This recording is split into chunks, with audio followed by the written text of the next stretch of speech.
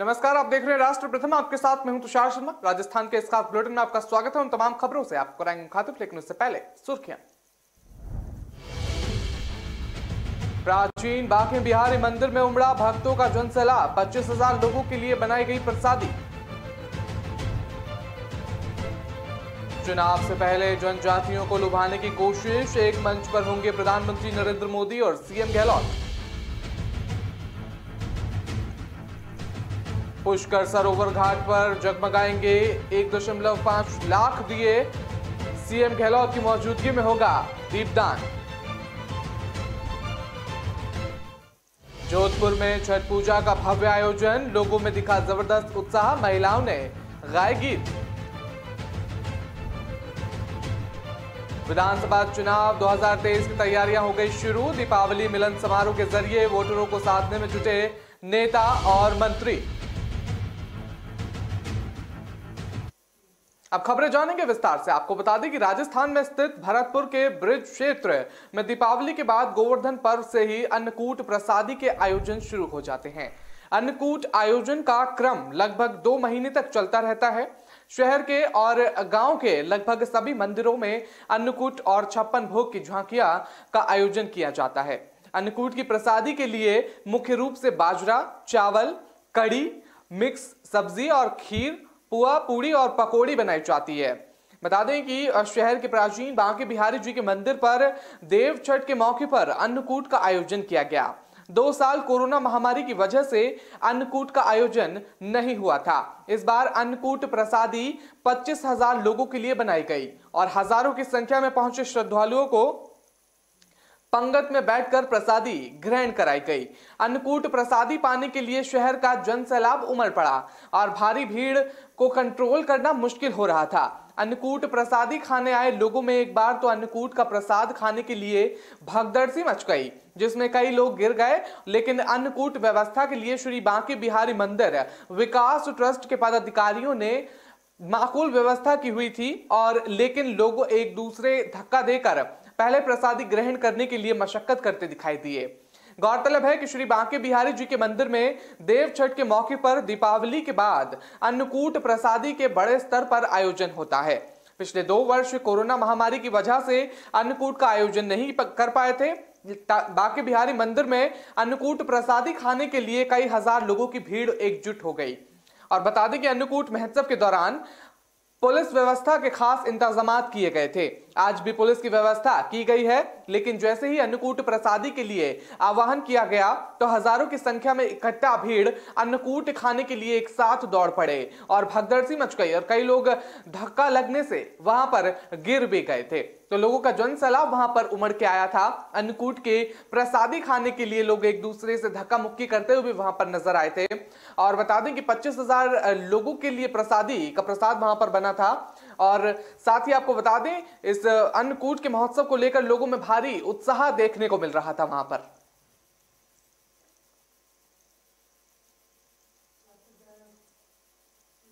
राजस्थान में बांसवाड़ा जिले के मानगढ़ धाम में प्रधानमंत्री नरेंद्र मोदी और मुख्यमंत्री अशोक गहलोत जनजातीय समूह के स्वतंत्रता सेनानियों को श्रद्धांजलि देने के लिए मंच साझा किया। बता दें, यह कार्यक्रम 1 नवंबर को आयोजित किया जाएगा, जिसमें गुजरात के मुख्यमंत्री भूपेंद्र पटेल और प्रधानमंत्री नरेंद्र मोदी भी इसमें मौजूद रहेंगे।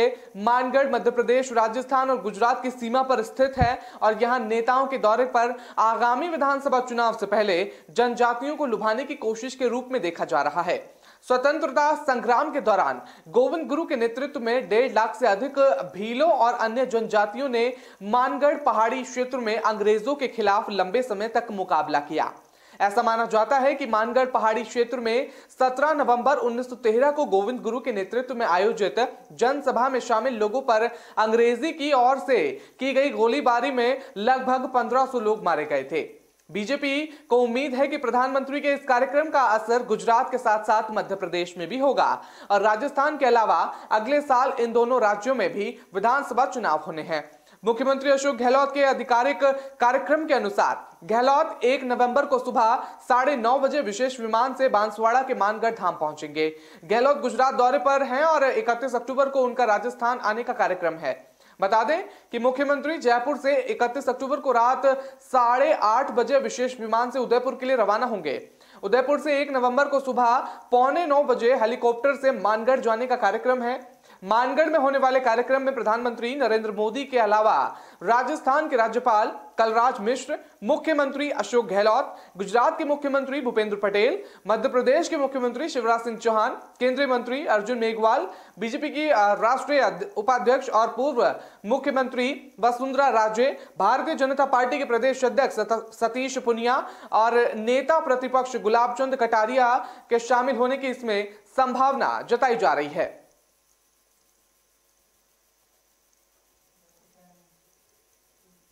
राजस्थान का विश्व विख्यात अंतर्राष्ट्रीय पुष्कर मेला आगामी 1 से 8 नवंबर तक आयोजित किया जाएगा। मुख्यमंत्री अशोक गहलोत इस मेले का शुभारंभ करेंगे। इस साल प्रभु श्री राम की नगरी अयोध्या की तरह जगत पिता ब्रह्मा की नगरी पुष्कर में भी दीप उत्सव का कार्यक्रम होगा।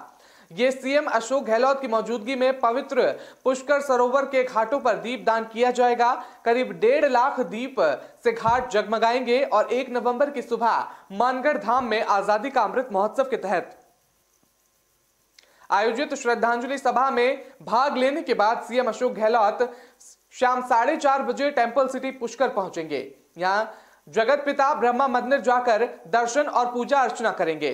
यहां गेंट्री प्लाजा और रैंप का लोकार्पण करने के साथ ही सैलानियों के लिए हेलीकॉप्टर राइडिंग का शुभारंभ करेंगे। इसके बाद मेला ग्राउंड पहुंचकर पुष्कर मेले का विधिवत शुभारंभ करेंगे और यहां सांस्कृतिक कार्यक्रमों का आनंद लेने के बाद घाट पहुंचकर दीपोत्सव में भाग लेंगे। पुष्कर सरोवर के घाटों पर दीपदान करेंगे। सीएम का करीब 3 घंटे पुष्कर में रुकने का कार्यक्रम प्रस्तावित माना जा रहा है। पुष्कर मेले की ख्याति शांत समंदर पार की है और बता दें ऐसे में हर साल यहां लाखों देश परदेसी और मेहमान मेले का आनंद और लुत्फ उठाते हैं। इन मेहमानों के लिए सरकार ने माकुल बंदोबस्त किए हुए हैं। मेले में राजस्थान की रंग बिरंगी संस्कृति और परंपराएं देखने को मिलेंगी। कई तरह के धार्मिक और सांस्कृतिक कार्यक्रम होंगे और सतोलिया, गिल्ली डंडा जैसे परंपरागत खेलों के साथ लोक कलाकारों की प्रस्तुति होगी और इस बार हेलीकॉप्टर राइडिंग और पतंग उत्सव खास रहेगा। तो बता दें ये दीप उत्सव होगा 1 से 8 तारीख तक के लिए ये कार्यक्रम होगा और बता दें इसमें सीएम अशोक गहलोत मुख्य रूप से अतिथि माने जा रहे हैं और साथ ही 1.5 लाख जो दीप जलाए जाएंगे घाटों पर, उनसे किस तरह से जो घाट हैं वो जगमगा उठेंगे।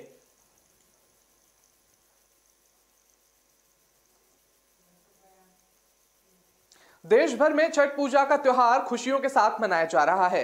छठ पूजा का 4 दिवसीय त्योहार नहाय खाए और खरना के साथ शुरू हो चुका है। भक्त बहुत धूमधाम से इस त्योहार को मनाने के लिए तैयार हैं और ये दिन भगवान सूर्य को समर्पित है। और बता दें कि वेदों में सूर्य देव ऊर्जा और जीवन शक्ति के देवता माने गए हैं। महिलाएं छठ के दौरान उपवास रखती हैं और अपने परिवार और बच्चों की भलाई, समृद्धि और प्रगति के लिए भगवान सूर्य और छठी मैया से प्रार्थना भी करती हैं। वो भगवान सूर्य और छठी मैया को अर्घ भी देती हैं। ये त्योहार देश की नहीं बल्कि विदेशों में भी मनाया जाता है। इस त्योहार पर 36 घंटे का निर्जल उपवास किया जाता है। राजस्थान में जोधपुर के संगरिया क्षेत्र में छठ पूजा के लिए आयोजन रखा गया और यहां पर सैकड़ों की तादाद में महिलाएं और पुरुष छठ पूजा के लिए पहुंचे। क्षेत्र में तालाब या नदी नहीं होने के कारण यहां लोगों के कृत्रिम झील बनाई गई है और इस पानी में खड़े होकर महिलाओं ने भगवान सूर्य को अर्घ दिया और छठी मैया के लिए गीत भी गाए। श्रद्धालुओं ने कहा कि घर परिवार की सुख समृद्धि के लिए छठी मैया की पूजा अर्चना की जाती है और भगवान सूर्य को अर्घ दिया जाता है। छठ त्योहार के दिन लोग सभी तरह के फल, ड्राई फ्रूट और मिठाइयों के साथ पूजा भी करते हैं। छठी मैया के लिए निर्जल व्रत रखा जाता है जो 36 घंटे तक चलता है और बता दें कि अस्त होते हुए सूर्य को अर्घ दिया जाता है और उदय होते हुए सूर्य को भी अर्घ दिया जाता है। ये व्रत मनोकामना पूरी होने के लिए भी किया जाता है। महिलाओं के साथ पुरुष भी ये व्रत करते हैं। कार्तिक महीने की चतुर्थी तिथि पर नहाय खाए होता है और इसके बाद दूसरे दिन खरना और तीसरे दिन डूबते सूर्य को अर्घ दिया जाता है। चौथे दिन उगते सूर्य को अर्घ देने के बाद व्रत का पारण किया जाता है। ऐसे में इस वर्ष छठ पूजा रविवार 30 अक्टूबर को है और बता दें कि मान्यता के अनुसार छठ पूजा और व्रत परिवार की खुशहाली, स्वास्थ्य और संपन्नता के लिए रखा जाता है। 4 दिन के इस व्रत पूजन की कुछ विधियां बेहद कठिन होती हैं, जिनमें से सबसे प्रमुख 36 घंटे का निर्जल उपवास है। तो बता दें, लोगों में काफी उत्साह देखने को मिला छठ के दौरान और भारी उत्साह के साथ उन्होंने ये छठ का पर्व मनाया और साथ ही पूजा अर्चना के साथ भी ये छठ का जो कार्यक्रम है वो संपन्न हुआ। और आपको बता दें कि छठ की पूजा के दौरान सूर्य को अर्घ्य दिया जाता है और उगते सूरज को भी अर्घ्य दिया जाता है और साथ ही डूबते हुए सूरज को भी अर्घ्य दिया जाता है। उसमें से सबसे कठिन परीक्षा तब होती है जब 36 घंटे का निर्जलीय उपवास होता है।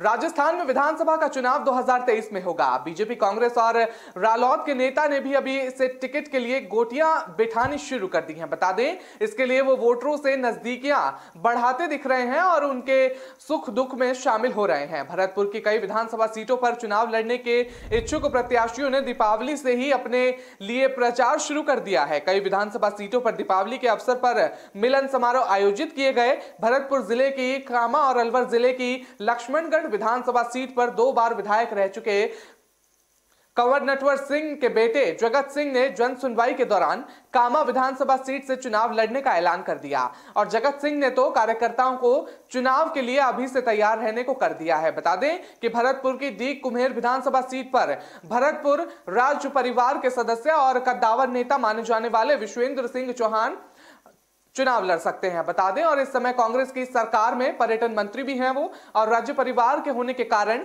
उनकी पकड़ मजबूत मानी जाती है। साथ ही भरतपुर जिले में विश्वेंद्र सिंह को संकट मोचन माना जाता है। मंत्री विश्वेंद्र सिंह भी कुम्हेर और डीग के बाजारों में दीपावली पर लोगों का हालचाल लेने पहुंचे।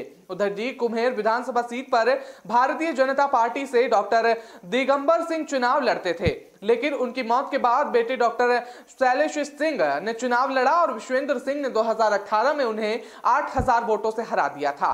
और डॉक्टर शैलेश सिंह बीजेपी के भरतपुर जिला अध्यक्ष भी बताए जा रहे हैं। बता दें कि शैलेश सिंह ने भी 2023 विधानसभा चुनाव की तैयारियां शुरू कर दी हैं। शैलेश सिंह 26 अक्टूबर को दीपावली पर्व पर लोगों से मिलने के लिए कुम्हेर के बाजार में निकले हुए थे।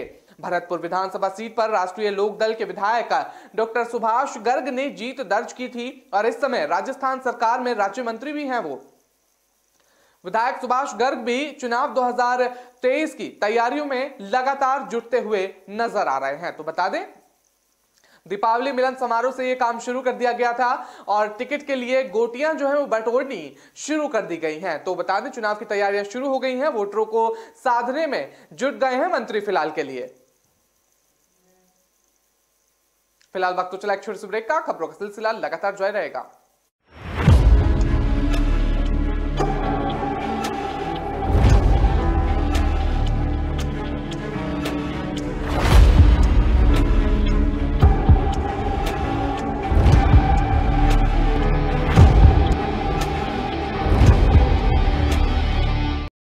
चंद्रू, कहाँ ले जा रहा मुझे? किराया पूछा? उबर ऑटो है मैम, किराया सही है। जो सोचे जो चाहे वो करके दिखा दे। किराए पर नोक झोंक छोड़ो, उबर ऑटो से बस सोचो और चल पड़ो। उबर, बस सोचो और चल पड़ो। भिगोना पड़ेगा, उबालना पड़ेगा, पर कौन बोला? रेसिपी फॉलो करना पड़ेगा। थोड़ा रोस्ट, थोड़ा फ्राई, थोड़ा लो, थोड़ा हाई, थोड़ा अपना वाला ट्राई। मेरा ट्विस्ट, मेरा टेस्ट, मेरा ट्विस्ट। वंडर मसालों की रेंज है तैयार, जिन्हें है आपके ट्विस्ट का इंतजार। अमृतसरी छोले, मेरे वाले छोले। वंडर मसाला, मेरा ट्विस्ट, मेरा टेस्ट।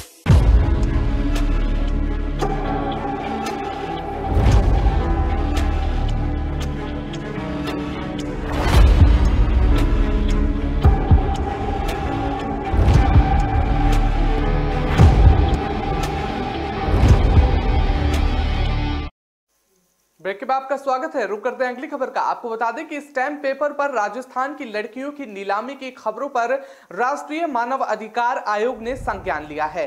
आरोप है कि राजस्थान के आधा दर्जन जिलों में लड़कियों को स्टैंप पेपर पर बेचा जा रहा था।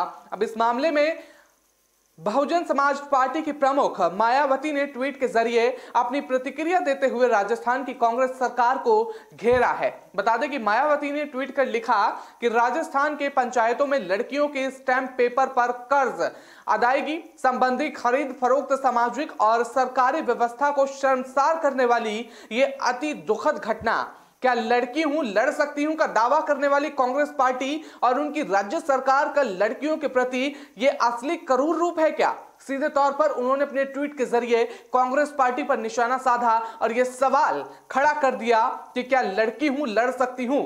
इस पर कांग्रेस का यह रूप सामने आया है, इसको तो लेकर मायावती ने सीधे तौर पर यह सवाल खड़ा कर दिया। तो बता दें कि बहुजन समाज पार्टी प्रमुख ने अगले ट्वीट में लिखा कि विभिन्न आयोगों द्वारा इस घटना के संबंध में स्वतः संज्ञान लेकर कार्रवाई करना उचित, किंतु ये इसका समुचित हल नहीं, बल्कि वहां की कांग्रेस सरकार को दोषियों के विरुद्ध सख्त कार्रवाई करने के साथ साथ इस शर्मनाक घटना पर महिला समाज और राज्य की जनता से भी तुरंत माफी मांगनी चाहिए।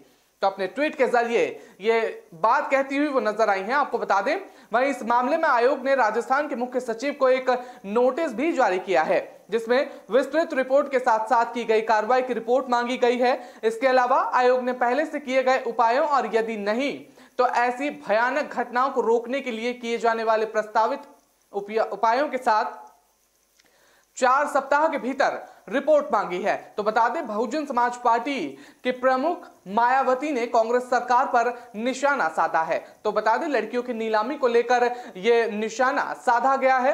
राजस्थान के पंचायतों में लड़की के स्टैंप पेपर पर कर्ज अदायगी संबंधी खरीद फरोख्त सामाजिक और सरकारी व्यवस्था को शर्मसार करने वाली ये अति दुखद घटना मायावती ने ये ट्वीट के जरिए बात कही है। तो सीधे तौर पर जो कांग्रेस का स्लोगन भी है उसको आड़े हाथों लेते हुए मायावती ने यह निशाना साधा है। आपको बता दें वो स्लोगन क्या है कि लड़की हूं लड़ सकती हूं। इसको लेकर सीधे तौर पर कांग्रेस का जो रूप पर है उस पर उन्होंने सवाल खड़ा कर दिया। तो लड़कियों को नीलामी को लेकर ये सवाल खड़े करे गए हैं और कांग्रेस पर सीधे तौर पर तंज कसती हुई वो नजर आई। राष्ट्रीय लोकतांत्रिक पार्टी के संयोजक और नागौर सांसद हनुमान बेनीवाल ने एक बार फिर राजस्थान की सियासत में हलचल पैदा कर दी है। बेनीवाल ने कहा कि सचिन पायलट को कांग्रेस छोड़कर अपनी अलग पार्टी बनानी चाहिए। बता दें कि 2018 में चुनावी जीत के बाद अशोक गहलोत और पार्टी गुट के बीच सीएम कुर्सी को लेकर खींचतान चल रही थी। तो उस दौरान हनुमान बेनीवाल ने कहा था कि सचिन पायलट को सीएम बनाना चाहिए। हनुमान बेनीवाल ने बातचीत करते हुए कहा कि सचिन पायलट को पार्टी छोड़कर नई पार्टी बनानी चाहिए। सचिन पायलट अपने समाज और अन्य समाज सहित नौजवानों में लोकप्रिय हैं। अब उन्हें हिम्मत दिखानी चाहिए। जो हिम्मत करता है वो आगे बढ़ता है।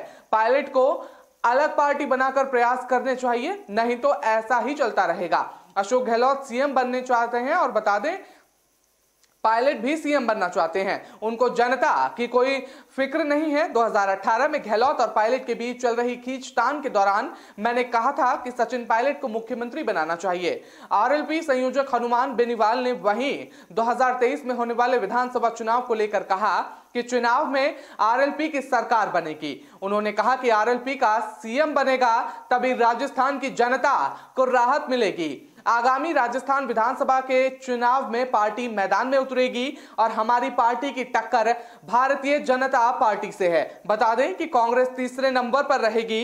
बेनीवाल ने कहा कि 2023 के चुनाव में कांग्रेस और बीजेपी को छोड़कर अन्य किसी भी पार्टी से गठबंधन कर सकते हैं। तो बता दें ये बेनीवाल का जो बयान है वो सामने आया है, जिस तौर पर हम देखते हैं कि राजस्थान में सियासी जो घमासान है वो लगातार जारी रहता है। उसको लेकर सचिन पायलट और मुख्यमंत्री अशोक गहलोत के बीच तनातनी का मामला जो है वो लगातार सामने आता रहता है। इसको लेकर ये उन्होंने बयान सामने आया है। तो सीधे तौर पर सचिन पायलट को उन्होंने अपना सजेशन भी दिया है कि वो अपनी दूसरी पार्टी बना ले और उस पार्टी से चुनाव लड़े, यानी कि उस पार्टी को चुनावी मैदान में उतारा जाए। और सीधे तौर पर जिस तरह से हम देखते हैं वो लगातार राजस्थान की जो सियासत है वो गरमाई हुई सी रहती है।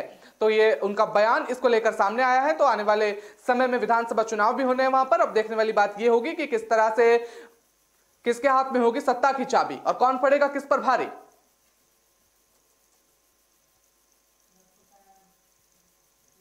राजस्थान सरकार में तकनीकी शिक्षा राज्य मंत्री डॉक्टर सुभाष गर्ग की दीपावली स्नेह मिलन के दौरान अचानक तबीयत खराब हो गई।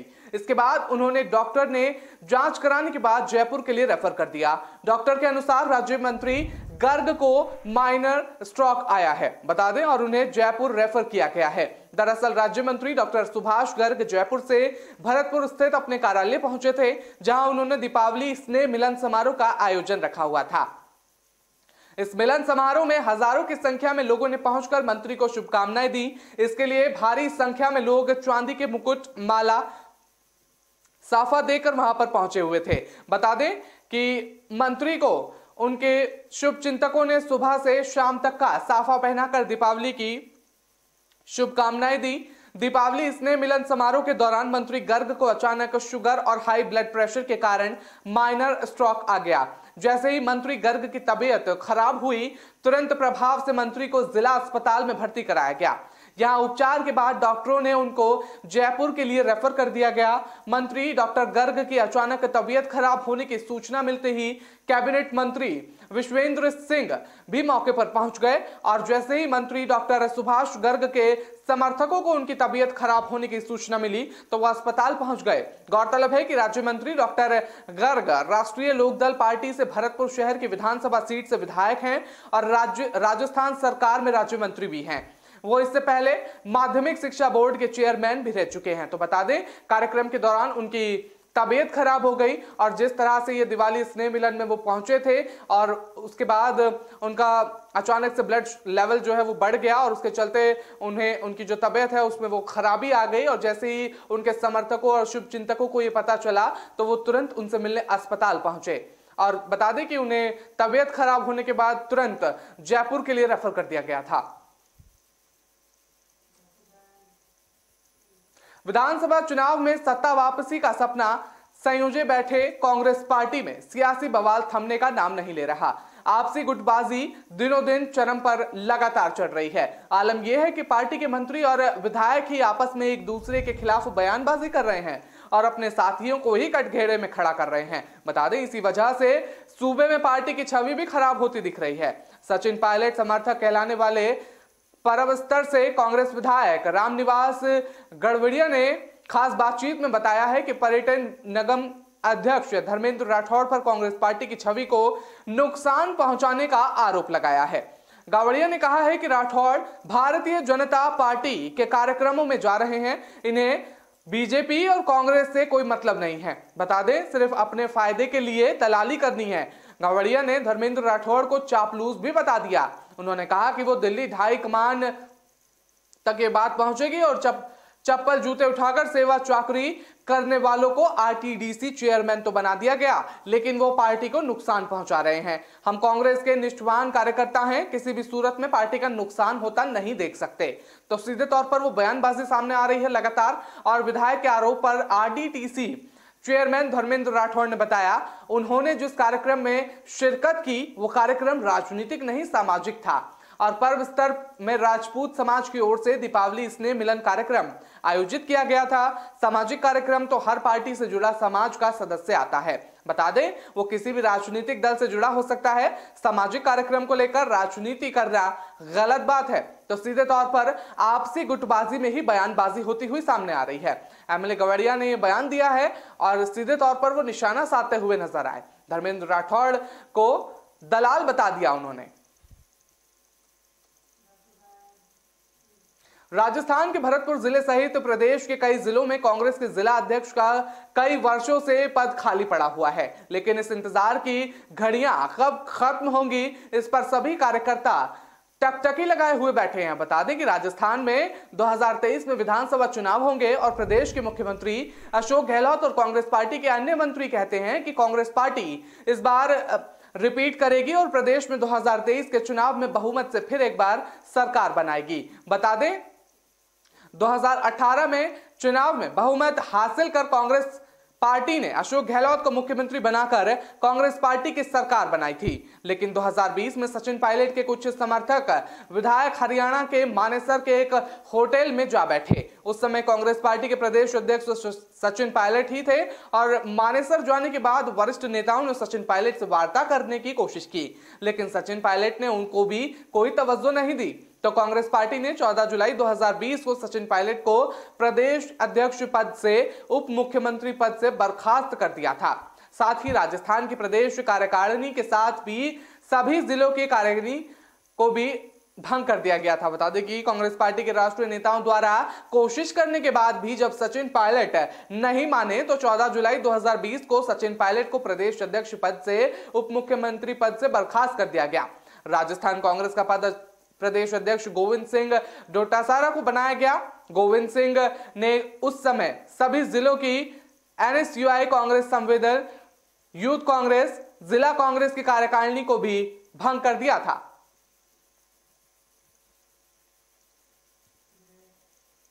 फिलहाल वक्त तो चला एक छोटे से ब्रेक का। खबरों का सिलसिला लगातार जारी रहेगा।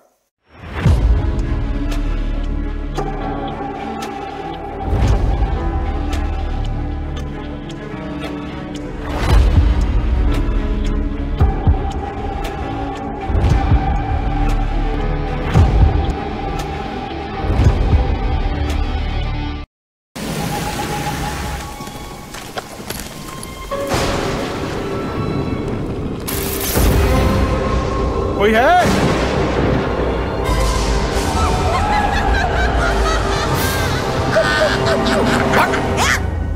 ऐसे डराते हैं? वही अरे लाइट्स ऑन ऑफ कौन करता है यार? कुछ नया करो, अनएक्सपेक्टेड करो, देखने में भी अच्छा लगेगा ना। एग्री। एक्सक्यूज मी, कुछ अनएक्सपेक्टेड देखना है? आपके Amazon शॉपिंग ऐप में है मिनी टीवी। यहाँ मिलेंगे अतरंगी शोज, वो भी free. Amazon mini TV, young जनता को यही मानता है ना, ये अद्भुत।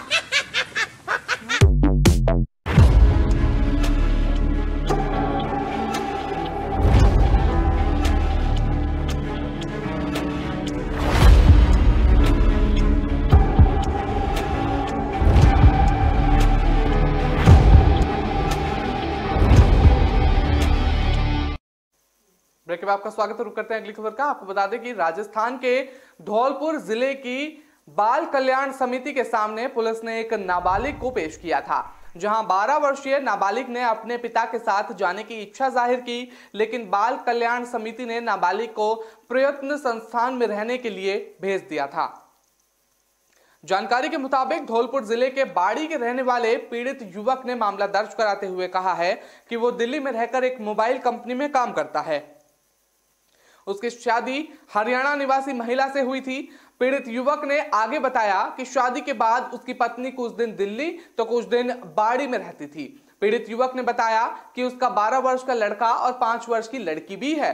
युवक की पत्नी का बाड़ी रहने के दौरान एक युवक से प्रेम हो गया और पत्नी का आशिक मार्च 2022 में पत्नी और बच्चे को बहला फुसलाकर भगा ले गया, जिसकी रिपोर्ट पीड़ित युवक ने दिल्ली में दर्ज कराई थी। दिल्ली में मामला दर्ज होने के बाद दिल्ली पुलिस ने पीड़ित की पत्नी और बच्चे को तलाशना शुरू कर दिया और पुलिस को उनकी लोकेशन उज्जैन में मिली और दिल्ली पुलिस पीड़ित युवक की पत्नी और बच्चों को उज्जैन से दिल्ली लेकर आ गई और 12 वर्षीय नाबालिग ने अपनी मां के प्रेमी और अश्लील हरकत करने का आरोप लगाते हुए पुलिस को इसकी सूचना दी। नाबालिग के बयान पर पुलिस ने पॉक्सो एक्ट के तहत मामला दर्ज कर लिया और पीड़ित युवक की पत्नी के प्रेमी को जेल भेज दिया। प्रेमी के जेल भेजे जाने के बाद पीड़ित युवक की पत्नी धौलपुर के नादनपुर थाना क्षेत्र में अपने किसी रिश्तेदार के घर रहने लगी। इसी बीच बच्चे ने अपने पिता को फोन किया, जिस पर नाबालिग का पिता बच्चे को लेकर दिल्ली में रहने लगा और कुछ समय बाद पत्नी के प्रेमी की जमानत हो गई और जेल से बाहर आते ही पत्नी के प्रेमी ने पीड़ित युवक की पत्नी से बेटे की कस्टडी को लेकर नंदनपुर थाने में मामला दर्ज करा दिया। जब नंदनपुर थाने में मामला दर्ज करा दिया तो पुलिस ने पीड़ित युवक को फोन कर बच्चे के साथ लेकर आने को कहा, लेकिन पुलिस के कहने पर पीड़ित युवक अपने नाबालिग बेटे को लेकर नंदनपुर थाने पहुंचा।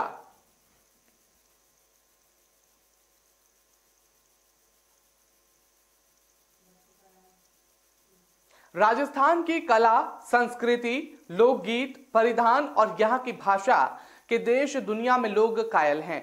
ग्रामीण अंचल से भी लोक संस्कृति की ओझल होती झलक को फिर से जीवंत करने का अनूठा प्रयास किया जा रहा है। युवाओं के साथ कर्मचारी, अधिकारी, आमजन और व्यापारियों को इसके संरक्षण के लिए प्रेरित किया जा रहा है। अब एक ऐसा दिन देखने को मिलेगा जहां सभी पारंपरिक परिवेश में दिखाई देगा। कोटा संभाग के बूंदी के जिला कलेक्टर डॉक्टर रविंद्र श्रीवास्तव ने ये पहल की है। बूंदी जिला कलेक्ट्रेट डॉक्टर रविंद्र गोस्वामी के इस पहल के गांव में ही नहीं बल्कि शहर और प्रदेश के साथ साथ अब देश में भी चर्चा होने लगी है।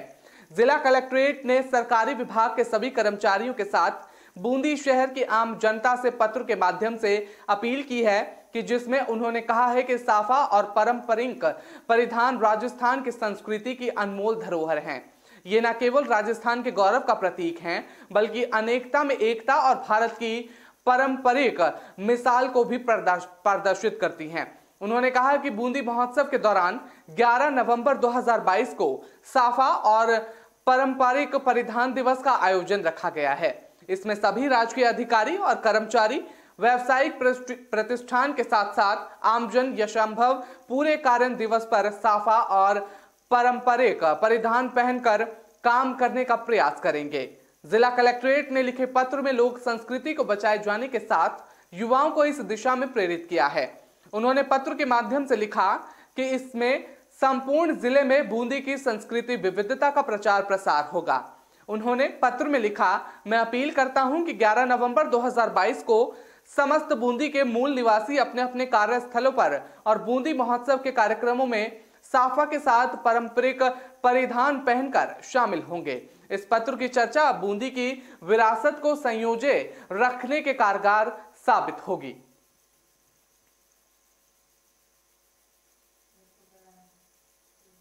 राजस्थान के जोधपुर में औसिया विधानसभा क्षेत्र में पानी की किल्लत का अनोखा मामला सामने आया। क्षेत्रवासी पानी की समस्या को लेकर किया विरोध कर रहे हैं और बता दें, हिंदू धर्म के रीति रिवाज के अनुसार शव का दाह संस्कार करने के बाद शव यात्रा में जो भी व्यक्ति शामिल होता है वो सभी नहाते हैं और क्षेत्र में पानी की कालाबाजारी करने वाले गैंग सक्रिय होने के चलते लोगों को पानी की किल्लत का सामना करना पड़ा और इसे लेकर लोग आक्रोशित हो गए और पंचायत समिति के बाहर पहुंचे। मामला सामने आते ही औसिया विधानसभा के पूर्व विधायक भैरा राम ने राजस्थान सरकार और मौजूदा विधायक दिव्या मदेरना पर हमला बोलते हुए कहा कि दोनों ही कुंभकर्ण की नींद सो रहे हैं और हमारे विधायक मुख्यमंत्री तय करने और अपनी राजनीतिक चमकाने में व्यस्त हैं। बता दें, उनको फुर्सत मिले तो अपनी विधानसभा की ओर से एक बार फिर से ध्यान दे लें। तो पूर्व विधायक भैरा राम ने खास बातचीत करते हुए कहा कि प्रदेश में सरकार नाम की चीज नहीं है। मौजूदा हालात ऐसे हैं कि सड़कें नहीं हैं, पानी बिजली की किल्लत के चलते लोग विरोध प्रदर्शन कर रहे हैं। हमारी मौजूदा विधायक दिव्या मदेरना मुख्यमंत्री तय करने में व्यस्त हैं और बता दें, मैं उनसे कहना चाहता हूं कि मुख्यमंत्री तय करने से फुर्सत मिल गई हो तो अपने विधानसभा क्षेत्र की तरफ भी वो एक बार पुनः ध्यान दे लें और वो जिनके घर में मौत हो गई है उनके घर में पानी तक का इंतजाम नहीं है। मौजूदा विधायक सिर्फ अपनी राजनीतिक चमकाने में लिए प्रतिदिन सोशल मीडिया पर अपनी मौजूदगी दिखा रही है और जनता को मूर्ख बना रही है। वहीं राजस्थान सरकार कुंभकर्ण की नींद सो रही है। तो यह अनोखा प्रदर्शन किया गया। बता दें, दाह संस्कार करने के बाद लोग नहाने पहुंचे तो वहां पानी की किल्लत के चलते उन्हें पानी नहीं मिला। पानी की लगातार कालाबाजारी के चलते उन्हें पानी नहीं मिला, जिसका विरोध प्रदर्शन करने वो विधानसभा क्षेत्र पहुंच गए और बता दें, वहां पे जाके उन्होंने विधानसभा में प्रदर्शन कर दिया और लगातार जिस तरह से वो सामने आ रहे हैं, उनके जो विधायक हैं उस पर भी वो लगातार अपना प्रहार करते रहे, निशाना साधते नजर आए वो लोग। और साथ ही आपको बता दें, जिस तरह से ये बयानबाजी सामने आ रही है तो राजस्थान सरकार पर भी ये निशाना साधा गया।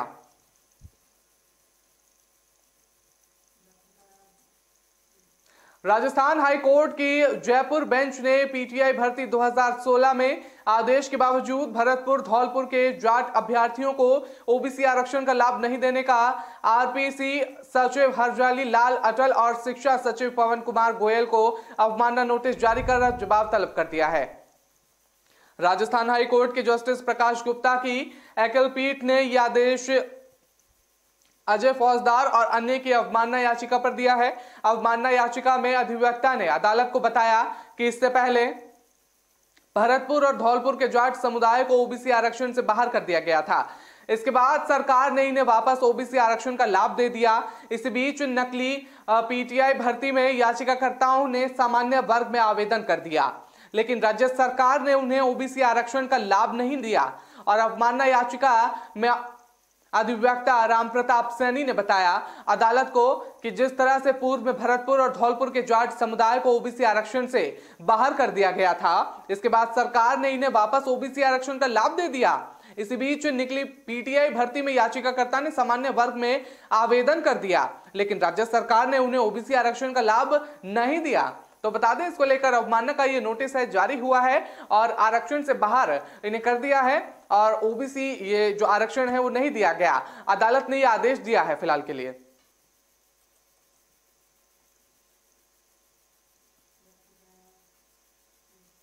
राजस्थान दौरे पर रवाना होने से पहले राजस्थान के सीएम अशोक गहलोत ने प्रदेश के प्रशासनिक अमले में बड़े बदलाव को मंजूरी दे दी है। राजस्थान में अगले साल के अंत में विधानसभा चुनाव होने हैं और उस लिहाज से 30 आईएएस अफसरों के तबादले किए गए हैं। बता दें कि फेरबदल के तहत 4 जिलों के कलेक्ट्रेट को भी बदला गया है। इस तबादला सूची में गृह विभाग के मुखिया को भी बदला गया है। साल 1994 बेंच के आईएएस अफसर आनंद कुमार अब गृह विभाग के प्रमुख सचिव होंगे।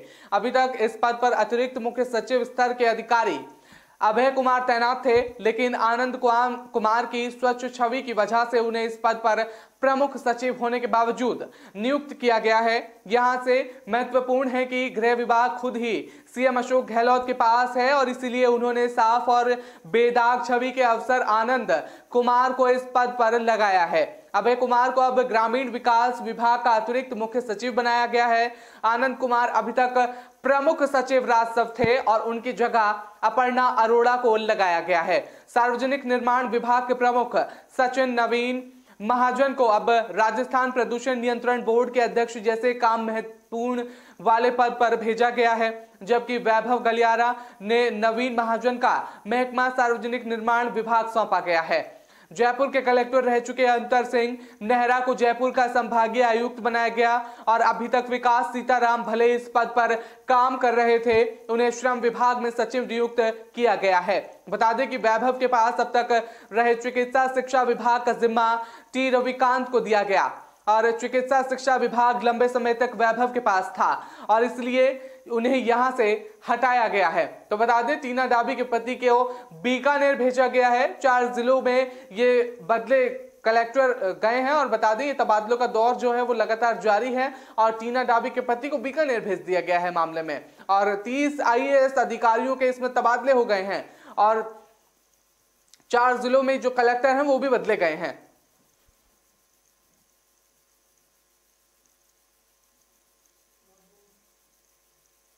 तो फिलहाल इस बुलेटिन में इतना ही। मुझे दीजिए इजाजत। नमस्कार।